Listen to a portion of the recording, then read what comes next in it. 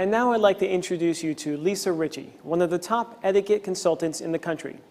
Lisa will talk to us a bit about dining etiquette so that we can conduct ourselves in a professional manner when we're sitting at a meal. Lisa Richey. Hello, I'm Lisa Taylor Richey, and I am the founder and president of the American Academy of Etiquette. We teach children and adults from all walks of life social skills. Today we're going to focus on dining, which is a very important aspect as you move into your adult life and into your careers. We're going to discuss all aspects of a casual setting as well as a formal setting in dining. Today you can see that we have a formal setting here in front of us. We have the bread plate with the butter knife and the bread, a salad fork, a dinner fork, of course our dinner plate, a napkin, dinner knife, and a spoon. At the top of the table setting, we have a dessert setting, which is the fork for cake and a spoon for ice cream. You will also see here that I have a butter plate with butter, salt and pepper shaker, a bread basket, wine glass, water glass, and in different situations, you will either have a coffee cup and saucer set at your table setting from the beginning. Oftentimes in more formal settings, the coffee cup will be served with dessert. For starters, I'm going to demonstrate the beginning of the meal. And at the very beginning of the meal, as you sit down, the first thing that you do is you take the napkin and you put it in your lap. The napkin is all taken away from the table. It's unfolded underneath the table, and the napkin goes in your lap. And I'm going to stand up so you can see the fold of the napkin goes toward my waist. And the reason being is you take the corner of the napkin and use it to wipe your mouth. And then it goes back underneath the table. That is great napkin etiquette. Now, I often get this question, and I'm at business functions all the time, and it never fails. If I'm sitting at a table of 8 or 11 people, it never fails. Someone always eats from the wrong bread plate or uses the wrong wine glass or water glass. So the absolute easiest way for you to remember where your bread plate's located is BMW, and we all know about a BMW. And the way that translates, you have your bread, your meal, and your water. Again, that's BMW, bread, meal, water. I promise you'll never forget it. So the correct way to eat bread, and again, we're going to visualize that we are at a table of maybe, let's say, 5 to 6 people. So this may be passed.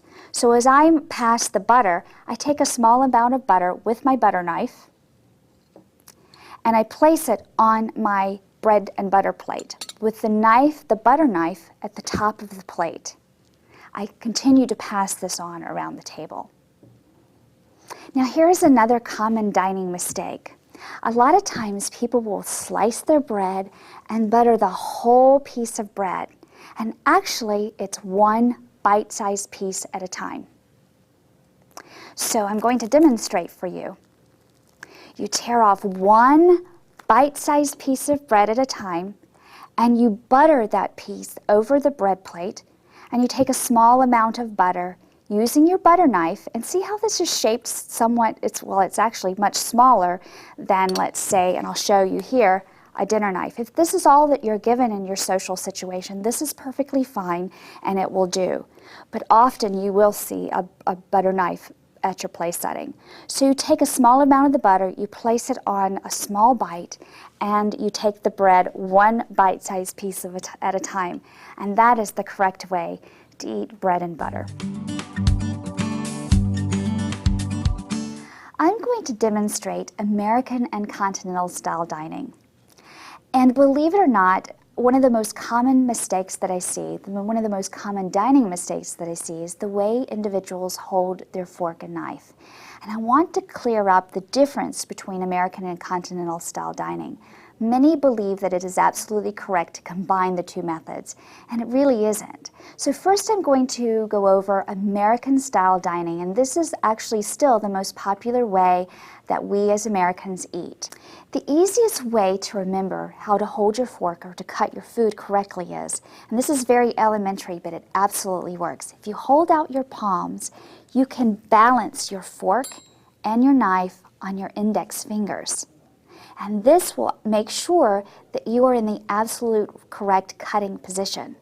So you see it's balanced on my index fingers, you turn it over, and you're absolutely ready for a perfect cutting position. And here we have a nice chicken breast, so I'm going to cut into the chicken. The knife goes at the top of the plate, the blade faces in toward me, I switch hands. Now I'm demonstrating for a right-handed person today. So I switch hands, my left hand goes into my lap, and you can see that I'm holding my dinner fork like a pencil. And that is the easiest way to remember how to hold your fork. Now I'm going to show you some incorrect ways to hold your fork and things that I see as I teach. A lot of times I see this. This is absolutely incorrect. So make sure that you're holding your fork like a pencil.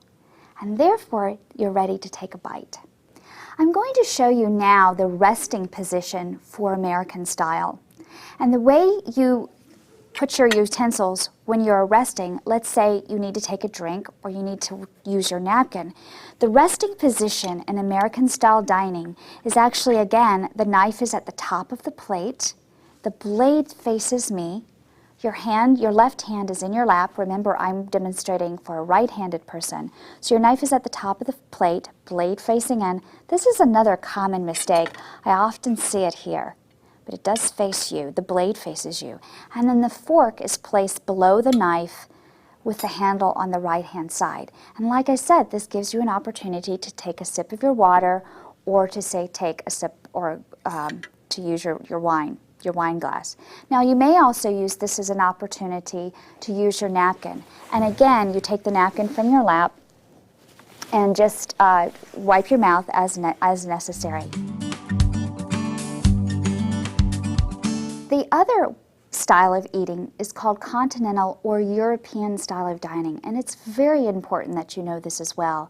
Let's say, for example, you are invited to an international luncheon, or you may have some opportunity to do business in another country. So it's very important that you recognize Continental style dining, and I encourage you to try it. It's a very elegant, quiet way and a very sophisticated way to eat. Again, you start in this position. It's a little elementary, but at least you know you're cutting correctly. You balance, if you're right-handed, you balance your fork in your left hand on your index finger. You take your knife and balance it on your index finger on the right hand. You turn them over and you cut your piece of meat or vegetable. And instead of switching, you actually keep the fork and the knife in your hands. And if you'll notice, my wrist actually rests on the table, and that is absolutely correct and proper when you're eating European style. So you can take your chicken. I'm sorry, I actually lost it. You can take your chicken, and the tines stay down on the fork when you bring the chicken or your vegetable to your mouth. And as you are chewing, you keep your wrist above the table, and you continue to talk and have a great conversation with those that are at your table.